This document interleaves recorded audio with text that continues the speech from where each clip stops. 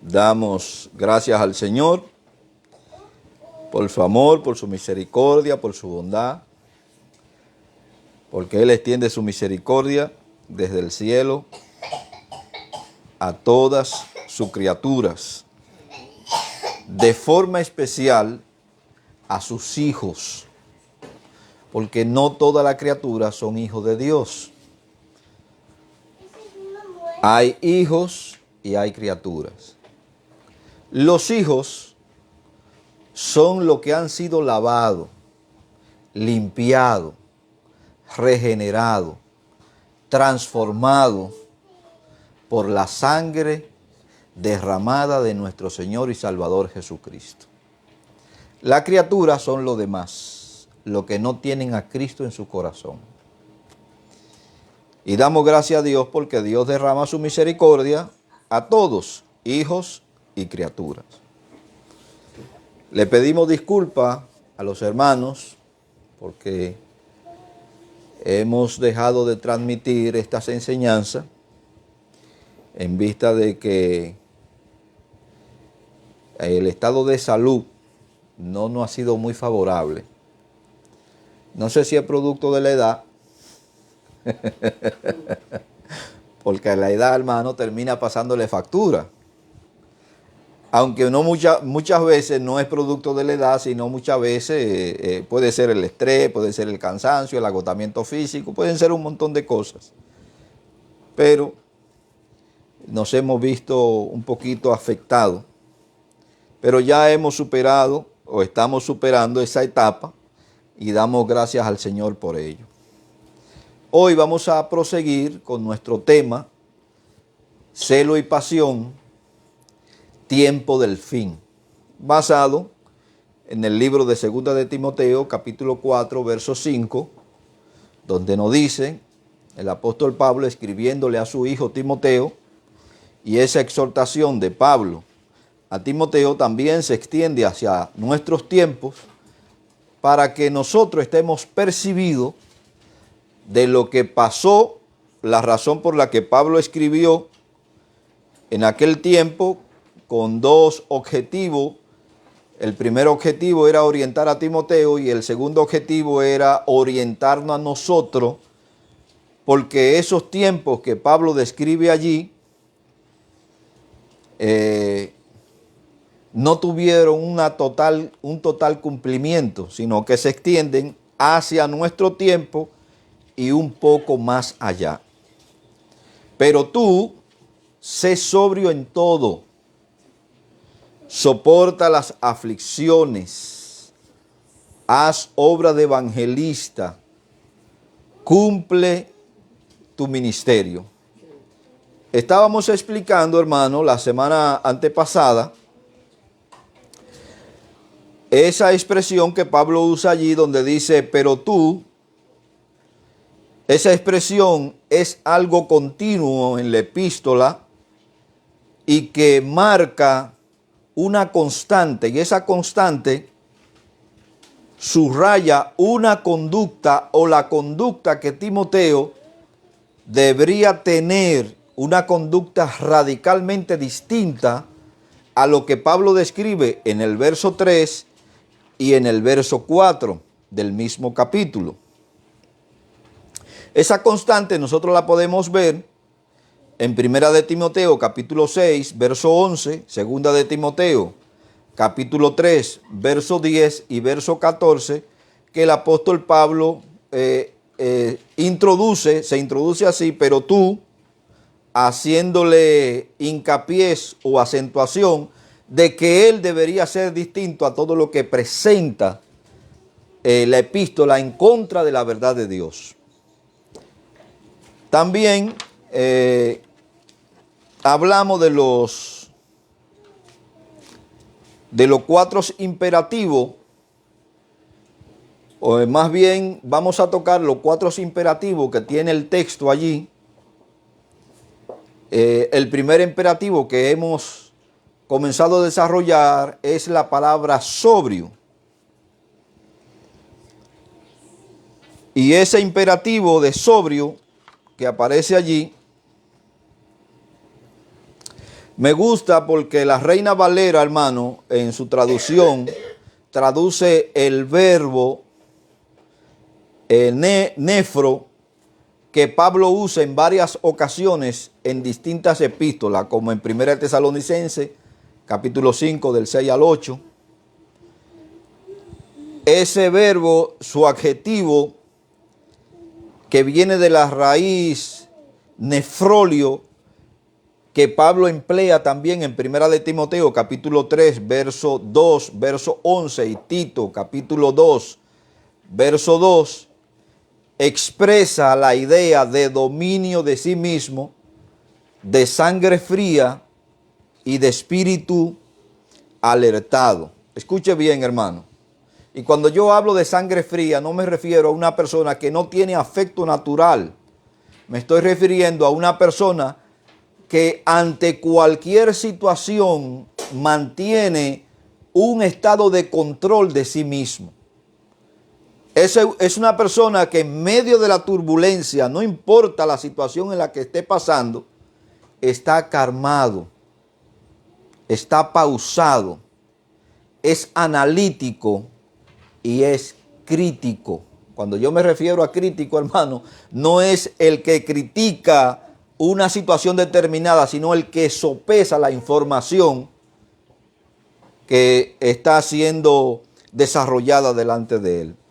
La nueva versión internacional ha dado un sentido, hermano, a esta traducción del texto, pero tú no pierdas la cabeza en ninguna circunstancia, pues solo el alienado, el que está fuera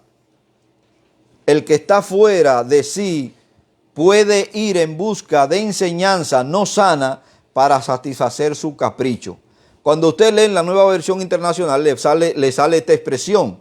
Hay muchos cristianos, hermano, que lastimosamente, cuando leen en la nueva versión y la leen en la Reina Valera, ven que se emplean palabras distintas,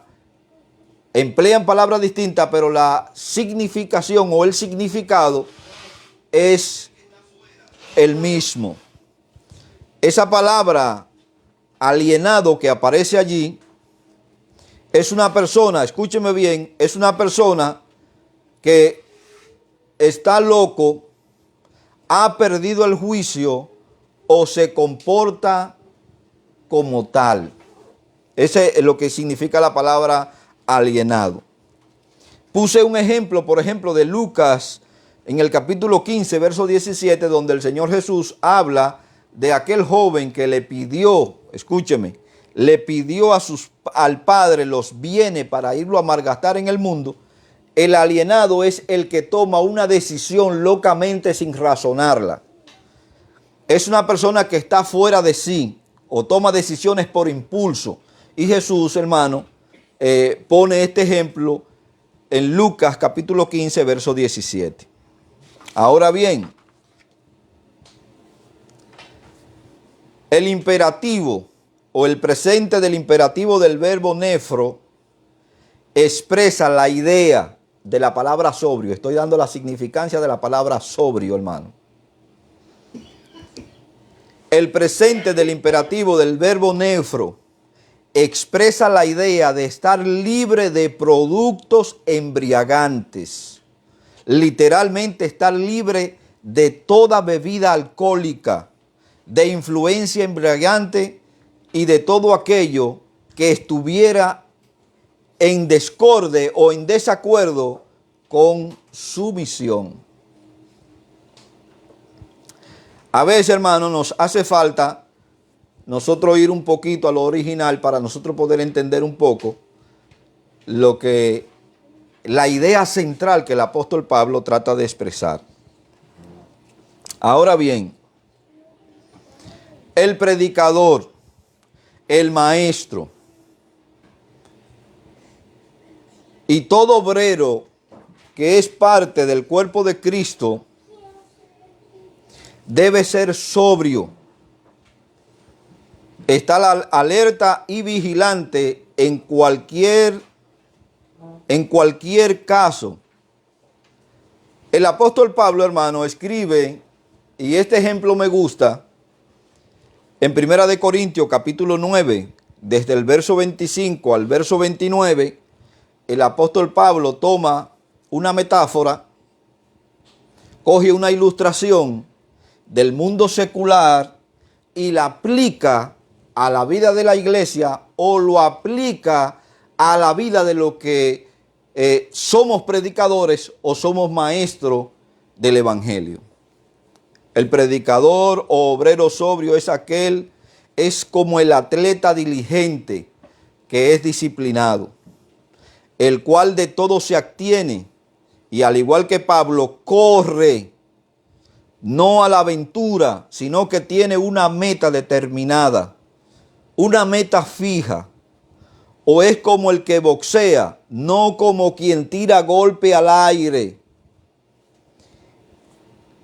y zarandea su cuerpo para hacerlo su esclavo, no sea que siendo él heraldo, siendo él predicador para otro, él venga a ser eliminado. Esto lo expliqué, hermano, porque hay personas que piensan que cuando la Biblia está hablando, cuando el apóstol Pablo le está escribiendo a los corintios que dice que él venga a ser eliminado, ese texto no se refiere en cuanto a la salvación, sino en cuanto al ejercicio de la predicación o de la enseñanza. Ahora, los ejemplos que él pone ahí, hermano, son ejemplos vividos. Y usted lo puede traer a la actualidad. Un corredor. El atleta, por ejemplo, el corredor, es alguien que tiene una disciplina deportiva. No trastorna su sueño. No maltrata su cuerpo. Porque si bien es cierto, la herramienta de trabajo es su propio cuerpo. Mantiene una buena alimentación, una buena oxigenación de todos sus órganos internos. Es disciplinado. Lo que el apóstol Pablo le está diciendo, en otra palabra, a los ministros, que debemos ser disciplinados y debemos ser constantes en lo que nosotros estamos ejerciendo. Los boxeadores, por ejemplo, hermano, están constantemente o dándole a la perilla o golpeando el saco o haciendo lo que ellos le llaman sombra. Eso es ejercitar su cuerpo y lo mantienen constantemente en una disciplina. A veces los boxeadores profesionales, por ejemplo, duran 3 y 2 horas diariamente entrenando para mantener su cuerpo optimizado para cuando se le presente, hermano, defender o ir tras un título. El cristiano, el predicador, el maestro cristiano, el obrero cristiano debe mantenerse en esa constante, en ese ejercicio constante de mantenerse buscando, escudriñando la verdad de Dios para presentar la verdad de Dios con la mayor claridad posible. Eso es lo que significa, hermano, sobriedad, constancia, ser sobrio. Ser sobrio tiene también que ver con aquello que no tiene como meta satisfacer los deseos personales. Y vuelvo a decir aquí, hermano, nosotros como ministros del Evangelio, como predicadores del Evangelio, debemos guardar las verdades que a nosotros se nos han enseñado. Y sobre esas verdades, hermano, que lo pusieron los apóstoles y los profetas. Hablo de los apóstoles y los profetas del Nuevo Testamento, hermano, porque los profetas del Antiguo Testamento nada sabían sobre la iglesia. Y los profetas del Nuevo Testamento lo que hacían, hermano, era interpretar las Sagradas Escrituras. El Espíritu Santo lo tomaba para darle una aplicación de lo que decía el Primer Testamento en cumplimiento del Segundo Testamento. No era que esos profetas venían a decir cosas, hermano, trambóticas. Si bien es cierto, nosotros tenemos ahí, por ejemplo, en el caso de los profetas, tenemos a Agabo, tenemos a las hijas de Felipe. Y Agabo, hermano, como profeta, profetizó una hambre que iba a venir sobre Jerusalén, pero también profetizó profetizó sobre el sufrimiento del apóstol Pablo. Pero esos profetas, hermanos, que habla el Nuevo Testamento o el Segundo Testamento, tienen que ver exclusivamente con la interpretación y aplicación del Primer Testamento a la vida de la iglesia, en cumplimiento del sacrificio de Cristo. Ahora, ese fundamento fue puesto o fue desarrollado por los apóstoles y por los profetas que acabo de explicar. Ahora bien, usted como predicador, como maestro, como pastor, como obispo, como anciano, cualquiera sean los títulos que se le puedan dar, debe ser sobrio, y también la sobriedad tiene que ver con no satisfacer los deseos personales. Y cuando yo le hablo, hermano, de deseos personales, me estoy refiriendo específicamente a estos falsos apóstoles, falsos profetas y falsos titulados que tenemos hoy, que han tergiversado la verdad de Dios para tomar la fe de los buenos feligreses como aspecto de ganancia o de lucro. A eso es lo que me estoy refiriendo. Un hombre sobrio, el hombre de Dios que es sobrio, no entra en esa dinámica de ir tras el dinero, de ir tras la multitud para beneficiarse a sí mismo. Cuando el hombre de Dios que es sobrio va tras la multitud, es para presentarle a Cristo como la única opción del bienestar espiritual del hombre. Y cuando hablo del bienestar espiritual, hermano, me estoy refiriendo porque la Biblia, lo que tiene que ver con el primer pacto, con el último pacto, oiga bien, no le da a la iglesia posesiones materiales. Esas posesiones materiales son ofrecidas en el primer pacto o en el Antiguo Testamento, como algunos prefieren llamarle, para Israel. Para la iglesia hay posesiones celestiales. Hay bendiciones que no añaden tristeza, que tienen que ver específicamente con la expansión y el establecimiento del reino de Dios aquí en la tierra.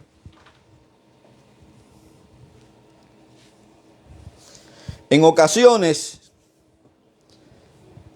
los sobrios, escuche, los sobrios, en ocasiones quisiéramos descansar,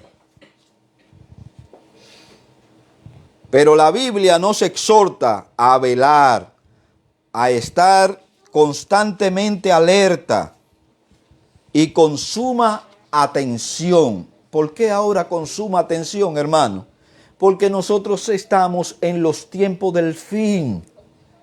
Y es precisamente en los tiempos del fin que nosotros vamos a ver un sinnúmero de actividades supuestamente de ámbitos religiosos, porque se desarrollan en un círculo religioso que no tienen nada que ver con la verdad del evangelio.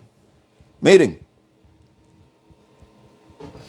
ya nosotros hemos hablado abundantemente sobre la falsa prosperidad, esta falsa filosofía que se ha introducido en la iglesia. Hemos hablado con abundancia sobre los falsos profetas o falsos titulados que se han metido dentro de la iglesia. Y eso se lo voy a explicar de camino. Hay ciertas prácticas de sensación que se han metido también dentro de muchas congregaciones. Porque ya muchas congregaciones no parecen templos de adoración a Dios, sino que parecen discotecas. Con un sinnúmero de luces y reflejos que lo que parecen son discotecas. Y supuestamente lo hacen para ambientar y para presentar el evangelio de Cristo. Usted puede aludir que no estamos en los tiempos de Jesús, ni estamos en los tiempos de Pablo, ni estamos en los tiempos del primer siglo, del segundo, ni del tercer, sino que estamos en un tiempo, hermano, donde supuestamente vamos a utilizar la tecnología para traer a la gente al evangelio. Pero traer a la gente al evangelio, hermano, necesita una sola metódica, que es presentar a Cristo como su Salvador personal. No necesita, hermano, tanto artilugio. Es Cristo. El mensaje que se ha presentado desde el nacimiento de la iglesia es un mensaje cristocéntrico y ha cursado, hermano, todas las eras de la historia. Ahora nosotros queremos sustituir todo eso por la comodidad de muchas personas. Queremos sustituir el mensaje del evangelio, el mensaje cristocéntrico, hermano, por complacer los oídos y la comodidad de las personas. Pues yo prefiero, así hermano, prefiero tener una iglesia con 2 miembros que sean salvos y no una iglesia con 100 miembros, ni 200, ni 300 que vayan camino al infierno. La bendición de Dios no se mide por la cantidad de miembros que usted tiene, sino por la cantidad de cristianos que hay dentro de las congregaciones. Ahora bien, hermano, estamos llamados a velar. No solo somos llamados tan solo a trabajar, sino también a luchar. Y para no ser sorprendidos, tenemos que ser sobrios. Y para vencer debemos estar armados.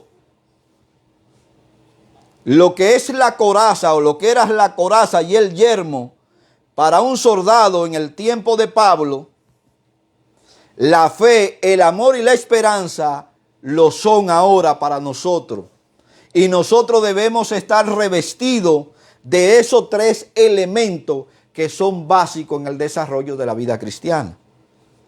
La fe, hermano, nos habilita para mantenernos como viendo al invisible. ¿Usted sabe por qué, hermano? Porque eso es precisamente la definición de la fe. Es la certeza, la convicción de lo que no se ve, pero de lo que se espera. Si usted le preguntan ahora mismo, ¿usted puede describir a Dios? Desde luego que no podemos describir a Dios. Pero sí podemos hablar de la grandeza de Dios. Sí podemos enumerar la obra de Dios. Si a usted le piden ahora, hermano, que no sea un asunto de fe, si a usted le piden una prueba tangible de que usted va para el cielo, indudablemente no vamos a poder mostrar nada tangible que se pueda palpar, que se pueda ver con los ojos físicos. Pero sí podemos demostrar por los anales de la historia, por la verdad bíblica, que nuestra fe no está fundada en la mentira, que nuestra fe está fundada en aquel que dividió la historia en 2, que nuestra fe está basada en su resurrección porque la tumba no lo pudo retener, que nuestra fe está basada en el testimonio de un grupo de personas, oiga bien, de un grupo de personas que pudieron testificar sobre la resurrección de Cristo. Y para los que no entienden esto, dice, eso es un argumento histórico, pero también es un argumento legal, porque se trata del testimonio de más de 10 personas que pudieron testificar, hermano, sobre la resurrección de Cristo. Entonces nuestra fe tiene un asidero histórico legal, aunque nosotros no podamos tocarlo tangiblemente. Los anales de la historia le dan la razón a la iglesia de Jesucristo. Ahora bien, hermano,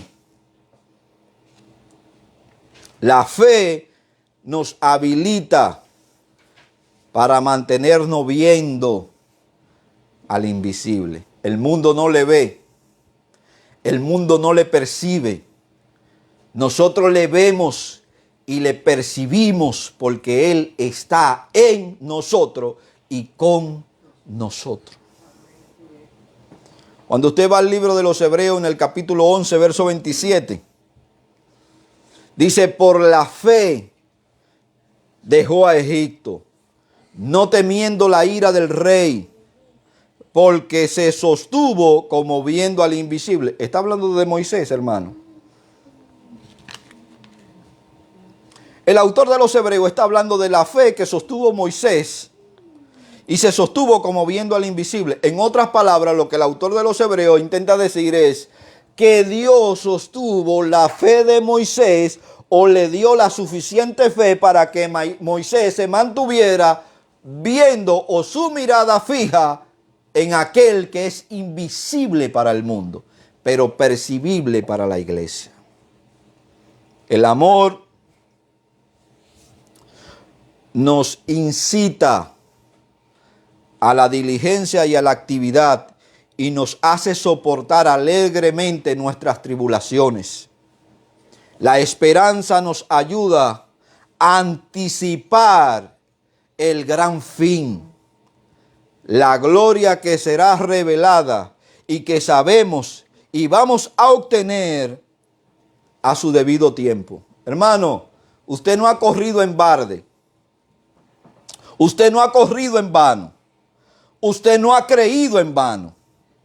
Al final de los tiempos, cuando Cristo venga, esa esperanza, escuche, esa esperanza que nos sostiene, nos va a dar la razón. Porque sea que vivamos o sea que muramos, somos del Señor. Sea que el Señor venga ahora y nosotros seamos transformados, o sea que nosotros durmamos, que es la expresión bíblica para los que creen en Cristo, porque nosotros no morimos, nosotros dormimos para ser despertados, como lo dice el apóstol Pablo en el libro de Eclesiastés, cuando el Señor venga con voz de mando, Él llamará a sus hijos. Y la tierra tendrá que dar, hermano, no importa si se lo ha comido un tiburón en el medio del mar. La ciencia nos certifica y nos dice que la materia no se destruye, se transforma, sigue existiendo y no importa dónde esté en su partícula, Dios la llamará y resucitará su cuerpo y ese cuerpo se va a vestir, hermano, de algo incorruptible e inmortal, semejante al cuerpo de Cristo. No importa dónde usted esté, si lo han cremado, no importa si lo han desaparecido, no importa si lo han diluido en cloro o alguna sustancia, hermano, no importa. Dios lo levantará de donde quiera estén sus hijos. Pero también levantará a los impíos para ser juzgados. Ahora bien, hermano, esa esperanza nos sostiene y nos ayuda a mantenernos sobrios y confiantes en todas las promesas que la Biblia nos hace. Cuando usted va al capítulo 5 de Primera de Pedro, verso 8, escuche. El apóstol Pedro refiriéndose, mandándole este mensaje a lo de la diáspora, dice: sed sobrio, sean juiciosos, estén claros, estén pendientes y velad. ¿Sobre qué van a velar, hermano? Sobre la verdad que a nosotros nos han enseñado. Porque tanto el Señor Jesús como sus apóstoles, como sus profetas, como sus ministros, hermano, han venido advirtiendo una y otra vez, hermano, que a medida que se aproxima el fin de los tiempos, muchos van a ser trastornados por falsos maestros, van a ser trastornados por falsos apóstoles, van a ser trastornados, hermano, por falsos profetas, van a ser trastornados por falsos pastores. La verdad va a ser manchada, o va a intentarse manchar la verdad, mancharla para distorsionar la fe de aquellos que han creído en una verdad tan absoluta como lo que la Biblia nos presenta. Sé sobrio y velad, porque vuestro adversario el diablo, como león rugiente, anda alrededor buscando a quien devorar. Ahora, yo hago una pregunta, hermano. ¿Y cómo devora Satanás? ¿Cómo devora el diablo a la gente? Y no hablo de los que están en el mundo, porque los que están en el mundo, hermano, están envueltos en una burbuja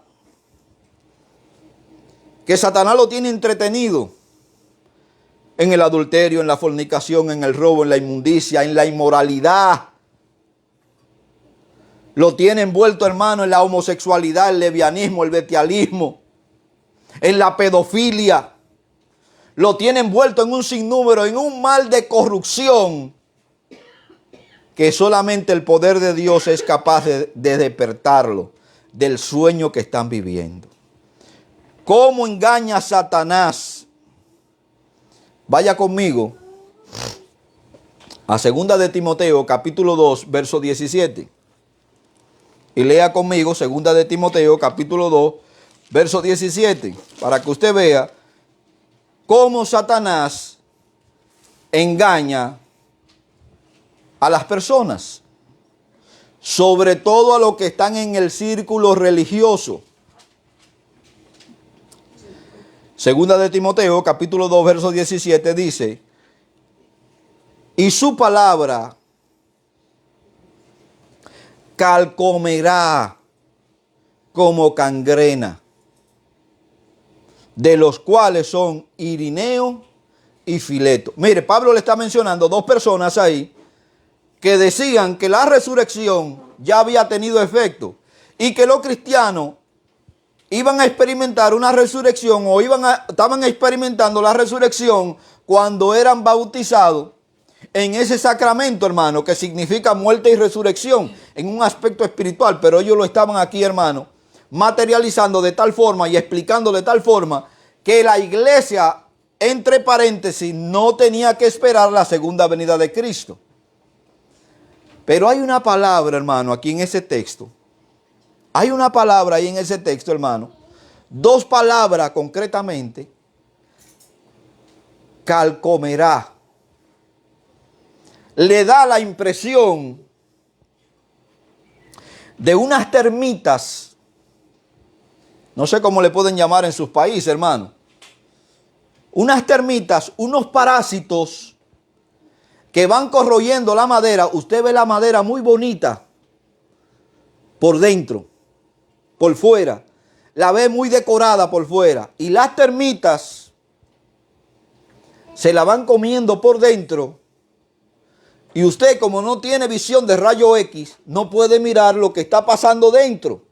Pero lo que está pasando dentro es que la madera está siendo carcomida por esas termitas y la van dejando hueca. Y la otra expresión que menciona el apóstol Pablo aquí es como la gangrena. Usted ve el miembro de la persona por fuera, cualquiera de las extremidades, los pies, las manos, donde usted se ha dado un golpe y esa sangre se coagula de tal forma que comienza una pudrición interna, se va pudriendo, hermano, por dentro. La gangrena se la va comiendo porque es una especie de cáncer que cuando ya viene a dolerle el pie o la mano o el miembro donde está alojado esta enfermedad, es porque hay que amputarlo. Y usted no se siente nada hasta que le duele. Entonces Pablo dice aquí, hermano, que van a carcomer como gangrena. Yo en una de las primeras enseñanzas sobre este tema, hermano, hablé sobre un sinnúmero de palabras que venían cambiándose. Venían cambiándose porque ahora ya los pastores no quieren que le llamen pastores. Ahora quiere que le llamen profetas o apóstoles.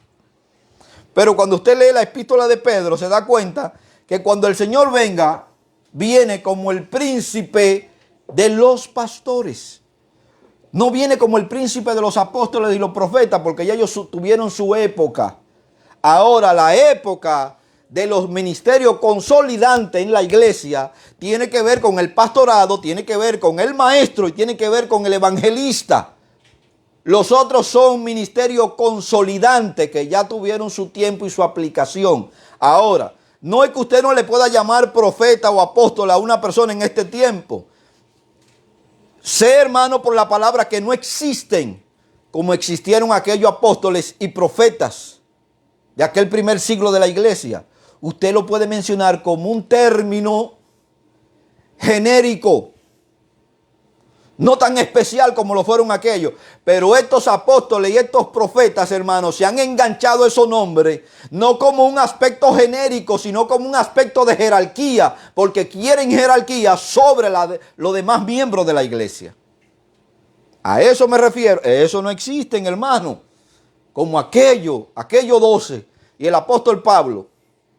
No existen todavía, no van a existir, ya existieron. Tuvieron su tiempo y a este tiempo no existen. De tal forma que nos dejaron sus escritos, hermano.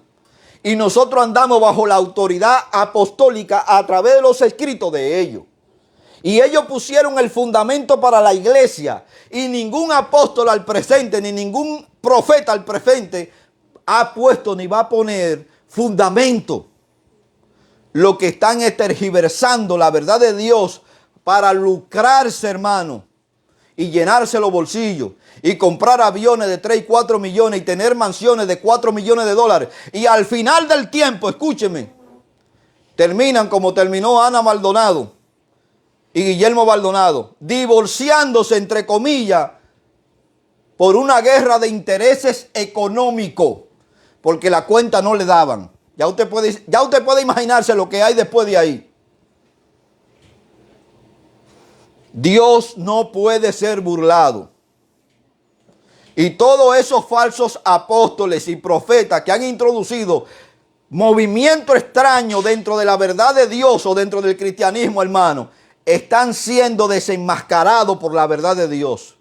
Cas Luna, Benny Hill, Joel Austin, el dólar y un sinnúmero de predicadores, hermano, que se han titulado como los ungidos de Dios. Hoy están siendo desenmascarados por sus mentiras. ¿Cómo engaña Satanás y cómo está engañando Satanás a los cristianos, hermano? Pues lo está carcomiendo poco a poco y lo está picando con esa gangrena de la mala enseñanza. Satanás, hermano, no está luchando contra la religión.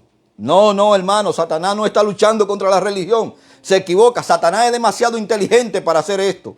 Satanás es demasiado listo para hacer esto. Está reproduciendo lo falso dentro de lo verdadero. Está manchando lo verdadero con las falsas enseñanzas.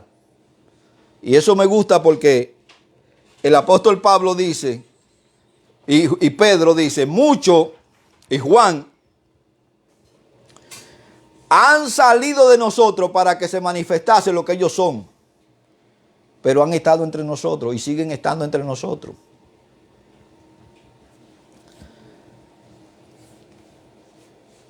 Tan parecido, eso falso, hermano, es tan parecido a lo verdadero, que los buenos cristianos tienen miedo de hablar en contra de ellos. Mire, si usted es ladrón y ha tomado el nombre de Cristo para cometer su fechoría, la ley lo censura y la verdad de Dios lo censura. Y a usted hay que hacerlo público. Hay que hacerlo público. Y hay que decirlo públicamente lo mal que usted está haciendo y lo mal que usted ha obrado. Si yo me equivoco, hermano, en cualquier aspecto de interpretación bíblica, créame que el primero en saberlo va a ser usted, porque voy a tomar estos mismos medios de comunicación para pedir disculpas y pedir perdón por los errores de interpretación que he hecho. Créame que lo haría. Cuando usted va al libro de Mateo capítulo 24, verso 24, mire lo que dice Mateo. Porque se levantarán, ¿de dónde se van a levantar los falsos cristos, hermano? De las congregaciones. Porque se levantarán falsos cristos y falsos profetas y harán grandes señales y prodigios, de tal manera que engañarán, si fuese posible, aún a los escogidos. Escúcheme, hermano.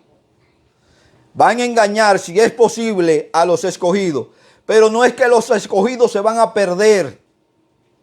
Ahí no habla de perder. Ahí habla de engañar. Usted puede ser engañado por una falsa enseñanza. Usted puede estar predicando y enseñando una falsa enseñanza. Pero a los escogidos, Dios en su momento determinado lo hará llegar a la luz. Lo traerá de nuevo a su redil. Eso no quiere decir que no haya consecuencia. Hay consecuencia. Toda obra mal que usted comete tiene su consecuencia. Esos falsos cristos, esos falsos ungidos, esos falsos apóstoles, falsos profetas, se van a levantar dentro de nosotros mismos. No es que van a venir de afuera, es que están adentro. Esos movimientos de falsa enseñanza, hermano, que se están moviendo dentro de los círculos cristianos, están dentro con nosotros. Los falsos profetas no van a venir de afuera, porque usted no le va a creer a nadie que no se parezca a usted. Van a surgir de adentro para engañar a lo de adentro. Satanás, hermano, hace más daño como ángel de luz que como león rugiente. Usted se acuerda que le leí que Pedro dice: sé sobrio y velad, porque vuestro adversario el diablo, como león rugiente, anda buscando a quien devorar. Pero Satanás, hermano, como le dije, no está atacando la religión. Es demasiado listo para esto. Él está reproduciendo lo falso dentro de lo verdadero, como la enseñanza que el Señor Jesús trajo sobre la cizaña y el trigo. Están los dos en el mismo campo. Van a producir los dos frutos. Uno va a producir fruto para vida eterna y el otro va a producir un fruto venenoso, que es la cizaña. Pero es tan parecido al trigo, hermano, que solamente los expertos son capaces de diferenciar uno del otro. Por eso el Señor le dice a los apóstoles: no se preocupen, que cuando llegue el tiempo de la siega, el Señor va a mandar a sus ángeles que recoja el trigo y lo almacene en los graneros, pero luego que recoja la paja, la envuelva en manojo y la tire en el fuego que nunca se apaga. Porque usted es posible que no sepa diferenciar a un hombre de Dios o se equivoque en un juicio. Pero Dios conoce a sus hijos donde quiera que estén. Dios llamará a sus hijos donde quiera que estén.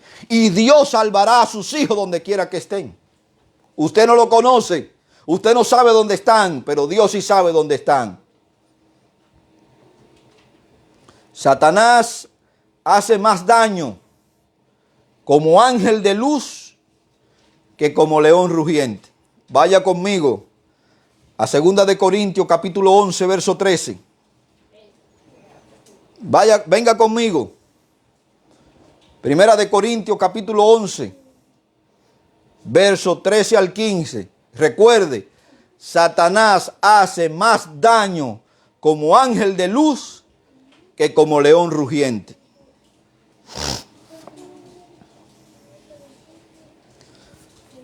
Porque estos falsos apóstoles, obreros fraudulentos, que se disfrazan como apóstoles de Cristo,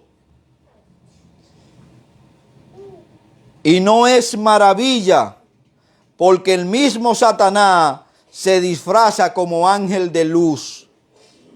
Así que no es extraño si también sus ministros se disfrazan como ministros de justicia, cuyo fin será conforme a sus obras. Satanás, hermano, hace más daño como ángel de luz que como león rugiente. Sus ministros que están dentro de nosotros, hermano, se visten de ángel de luz, tienen la misma apariencia de piedad, la misma apariencia de piedad que nosotros. Pero solamente es apariencia lo que tienen de piedad. Hoy día se está más interesado en tener templos lujosos. Escuche, no es malo tener un templo lujoso. lleno de personas. Tampoco es malo tener un templo lleno de personas. Pero la gente, estos ministros de Satanás, están más interesados en tener templos lujosos y los templos llenos de personas que tener personas llenas de Dios a través de la palabra que Él ha inspirado. Estos ministros, hermanos, que siguen el camino de Satanás, están más interesados en tener templos lujosos llenos de personas que esas personas estén llenas de Dios. Los falsos predicadores,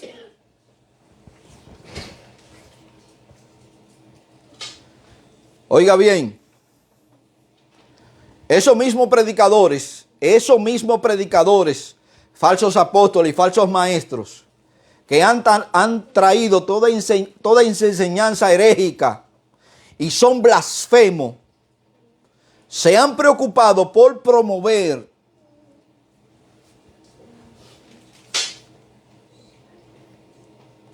y lo han instado a creer que la Biblia es como un buffet donde te darán a escoger o a elegir lo que tú deseas escuchar. Acuérdese que hablamos de lo que tienen comezón, de las congregaciones que tienen comezón de oír, que van a buscar maestros conforme a su propia concupiscencia, que le prediquen lo que ellos quieren oír. Estos falsos predicadores y falsos maestros le han hecho creer, escúcheme, le han hecho creer a la iglesia y a su feligreses que la Biblia es como un buffet libre que usted elige lo que usted quiere escuchar. Pues no, hermano, no, amigo, está equivocado. La Biblia no es un buffet libre. La Biblia nos confronta. La Biblia nos insta a abandonar el pecado en que vivimos y someternos a la obediencia de Dios. La Biblia no es un buffet libre para usted elegir lo que usted quiere escuchar. Usted va a escuchar el mensaje de Dios. Y cuando usted esté escuchando a un hombre de Dios que sabe delinear conforme a la voluntad de Dios lo que la Biblia enseña, usted lo que va a recibir es el maná del cielo que lo va a ayudar a crecer y a abandonar su vida de pecado y su vida de lujuria en la que usted ha vivido secretamente. La Biblia no es un buffet libre que usted elige lo que usted quiera. Y los hombres de Dios que son sobrios van a predicar la verdad de Dios, duélale a quien le duela. La verdad duele pero cura. Y lo único que nos hace libre del error es la verdad. El Evangelio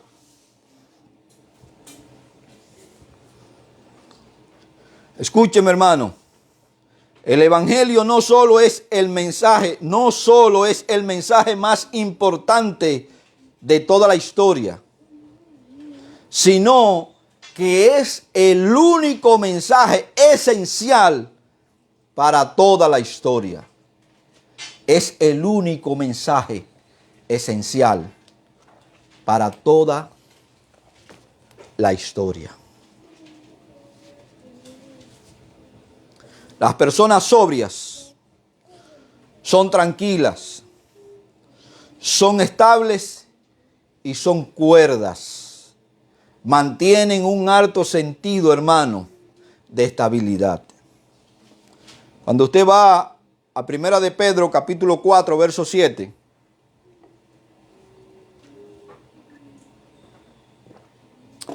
Primera de Pedro, capítulo 4, verso 7 nos dice: mas el fin de todas las cosas se acerca.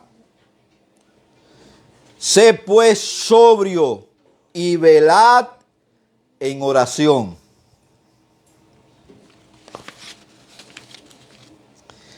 Cuando usted va al libro de los Hechos, en el capítulo 6, verso 5, verso 4 en adelante, donde se eligen los diáconos, hay una expresión por la que Pedro utiliza, hermano.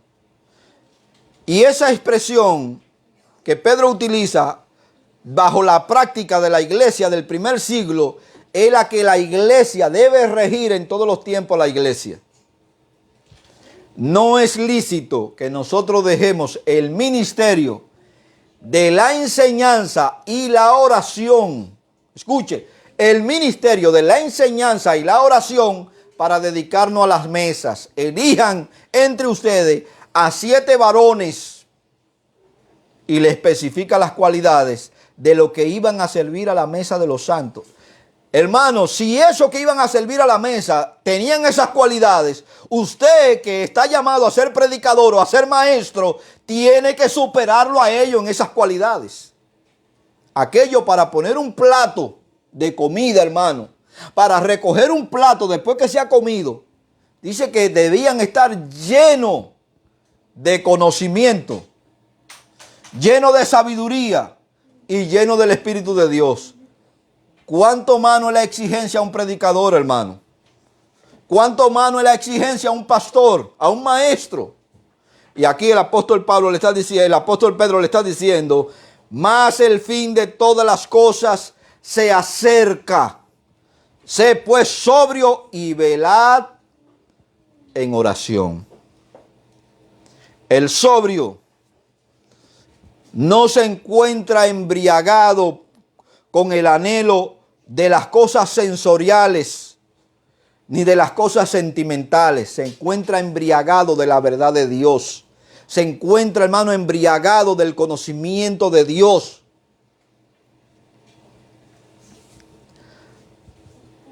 Ellos no se apartan ni apartan sus oídos de la verdad para volver a los mitos, para volver a las tradiciones o para volver a las fábulas. Los que son sobrios, hermanos, se apartan de todo esto. Se apartan de las tradiciones orales que nos han inculcado y de ciertas tradiciones que nos han inculcado, hermanos, que no tienen nada que ver con el Evangelio. El apóstol requiere que Timoteo muestre una actitud calmada y bien tranquila ante todas las cosas. El cristiano no ha de ser víctima de modas. El equilibrio ha de ser su norma en un mundo desequilibrado y a menudo insensato. En medio de un mundo cambiante, una iglesia cambiante y hasta un evangelio cambiante que ni siquiera es evangelio, sino una perversión del evangelio de Cristo. Yo digo, como dice el apóstol Pablo en Gálatas capítulo 1, verso 7. No es que haya otro evangelio, porque hay un solo evangelio contenido en las Escrituras. No es que haya otro evangelio, sino que hay algunos que os perturban y quieren pervertir el evangelio de Cristo.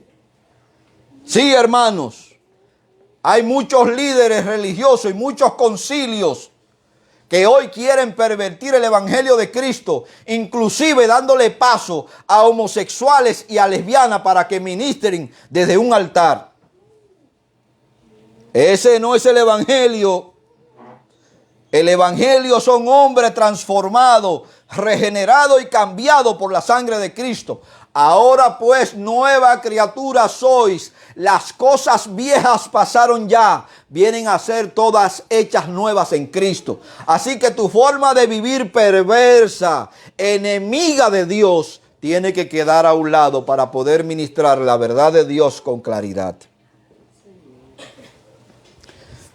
Primera de Timoteo capítulo 4, verso 1 nos dice: pero el Espíritu dice claramente que en los postreros tiempos algunos apostatarán de la fe, escuchando a espíritus engañadores y a doctrina de demonios. Preste atención, hermano, a quien usted le está prestando sus oídos. Ponga atención a quien usted está escuchando. Porque no es afuera que están adentro. Se visten y andan y hablan como nosotros. Pero tras esa enseñanza supuestamente de la verdad, le inyectan suavemente el veneno del engaño. Y usted comienza a creer cosas que no son. Mateo 24:24, donde nosotros hemos leído que muchos falsos cristos se levantarán, falsos profetas se levantarán, y si fuese posible, aún a los elegidos engañarán. Segunda de Corintios capítulo 11 verso 4 nos dice, escúcheme lo que Pablo le dice a esta iglesia, que así hay muchas congregaciones y mucho movimiento hoy, hermano, que quieren escuchar cosas nuevas, cosas trambóticas, cosas fuera de lugar, cosas que le llenen los ojos. Hace poco, hermano, yo subí al Facebook en una iglesia y estos fenómenos se dan, hermano, en muchas iglesias donde son más ciegos que Bartimeo, hermano, escrituralmente. Bartimeo, hermano, tenía los ojos espirituales abiertos y cuando escuchó a oír de Jesús comenzó a vocear hasta que recibió la vista física del Señor, pero ya él tenía la vista espiritual, hermano, para ir detrás del Señor. Hay muchos que son más ciegos que Bartimeo. Subí hace poco en el Facebook, en una congregación donde hay una pareja que tiene problemas para concebir. No se sabe si es el hombre o si es la mujer. Lo cierto, hermano, que acuestan el hombre boca arriba en el altar. Y luego le ponen a la esposa encima, como teniendo relaciones sexuales. Y el predicador comienza a orar y a ministrarle, hermano, en una posición de intimidad en el altar. Y hay hermanas, hermano, que le ponen una sabanita por arriba para que no se conciban los movimientos. ¿Dónde está el entendimiento de los hombres de Dios? ¿Dónde está la visión de los hijos de Dios? Y así va Satanás, hermano, metiendo su enseñanza falsa dentro de estos pequeños dentro de estos movimientos cristianos que están más ciegos que Bartimeo. Hay muchas bocinas, hermanos, muchas emisoras que entre comillas son cristianas. Escúcheme, entre comillas son cristianas. Y le enfocan el telemaratón ese que se han hecho multimillonarios. Porque usted no está ofrendando, hermano, para que la radio se mantenga predicando el evangelio de Cristo. Usted está dando su dinero para que ellos vivan en buenas casas, tengan buenas cuentas, porque nada de anunciar el evangelio. Segunda de Corintios capítulo 11 verso 4 nos dice, porque si viene alguno predicando a otro Jesús que el que os hemos predicado, o si recibid otro espíritu que el que no habéis recibido, o otro evangelio que el que habéis aceptado, bien lo toleráis. Le está diciendo Pablo a la iglesia de los Corintios. Y así mismo, hermano, estamos viviendo en estos tiempos que la gente es tolerante con lo que están llevando falsa enseñanza que no tiene nada que ver con la verdad de Dios. El predicador fiel se niega a estar a la moda, a ser transigente, a ser quien satisfaga la comezón de oír y agradar a los hombres en lugar de Dios. Podemos declarar con el apóstol Pablo, como lo dice en Primera de Tesalonicenses, capítulo 2, verso 3 al 6. Porque nuestra exhortación, y ahí me inmiscuyo yo, hermano, porque nuestra exhortación no procedió de error, ni de impureza, ni fue por engaño, sino que fuimos aprobados por Dios para que nos confiase el evangelio. Así hablamos, no para agradar a los hombres, sino a Dios, que prueba nuestros corazones. Porque nunca usamos de palabras lisonjeras, como sabéis, ni encubrimos avaricia. Dios es testigo. Escúcheme lo que Pablo está diciendo aquí, hermano.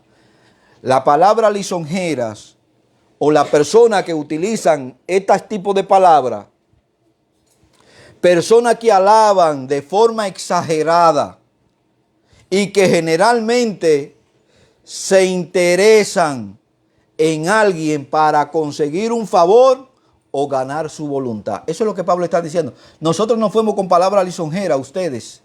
Nosotros fuimos con la verdad del evangelio. No ocultamos avaricia. No iban con avaricia oculta de obtener la ganancia o la riqueza de ellos. Avaricia del latín, avarita.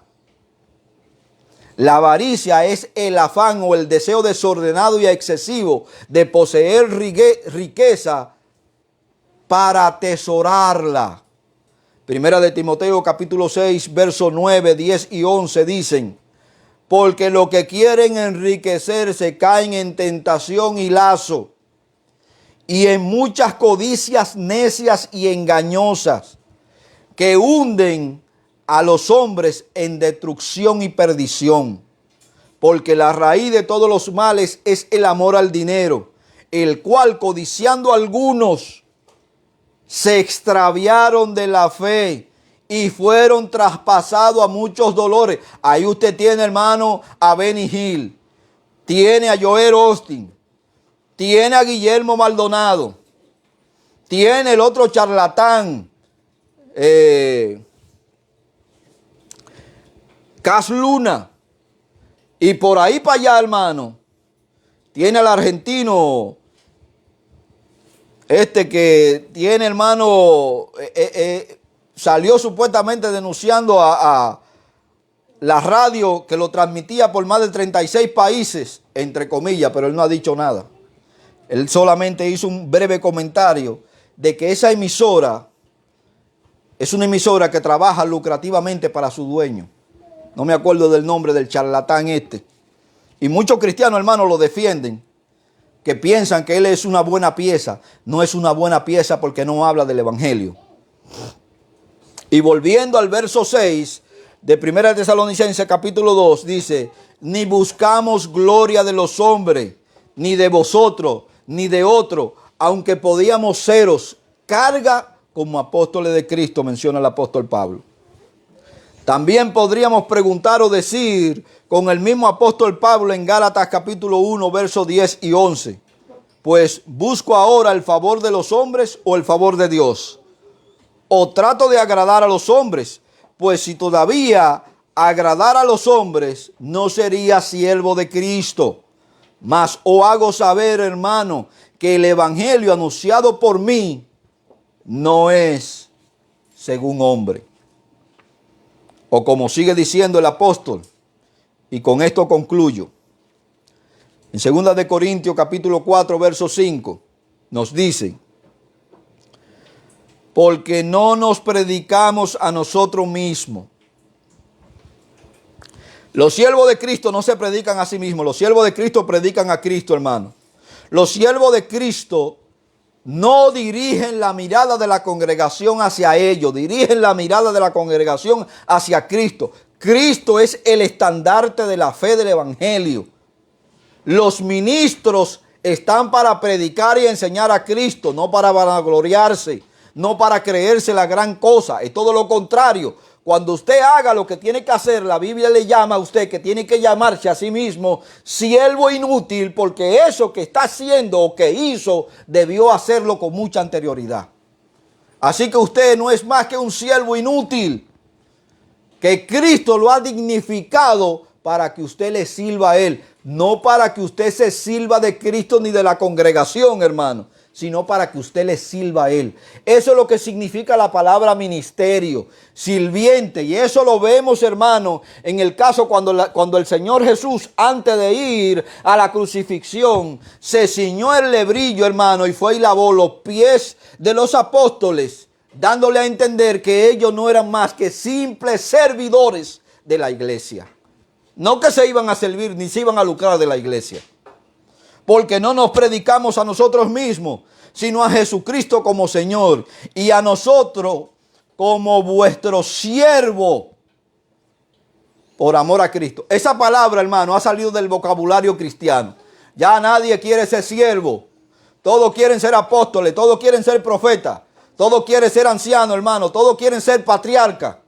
Ya nadie quiere ser siervo. Y si el apóstol Pablo se está pronunciando aquí como un siervo de Cristo, siendo uno de los más grandes de los apóstoles, porque escribe 13 libros de los 27 que tiene el Segundo Testamento, Nuevo Testamento. Cuando el diablo levanta su bandera y cuando los escándalos y los disturbios abundan por todas partes, no podemos estar lo suficientemente atentos para guardarnos contra ello, a menos que no estemos fortalecidos por la paciencia y a menos que no desmayemos por la adversidad que tengamos que soportar. Si este llamado de Pablo fue una vez provechoso, cuán excesivamente necesario nos es en estos últimos tiempos. ¿Acaso el mundo no ha llegado a la cúspide de la iniquidad y la maldad? Nosotros vemos hoy que la mayoría rechazan furiosamente el evangelio. En cuanto a otros que pretenden recibir el evangelio, ¿qué clase de obediencia le prestan? Hay tanto desprecio, hay tanto orgullo, que tan pronto como condenamos los vicios y las prácticas extrañas o antibíblicas, o tan pronto como empleamos la palabra de Dios para denunciar la posición de aquellos que requieren o que quieren tener permiso o autoridad para actuar perversamente, cuyo único objetivo es destruirlo todo, se llenan de odio y de rencor. Primera de Timoteo capítulo 6, verso 11 nos dice: mas tú, hombre de Dios, huye de estas cosas, sigue la justicia, la piedad, la fe, el amor, la paciencia y la mansedumbre. El evangelio no es solo el mensaje más importante en toda la historia, sino que es el único mensaje esencial para la historia. Dios le bendiga y Dios le guarde en el nombre poderoso del Señor Jesucristo. Paz y bendición a cada uno de ustedes en el nombre del Señor.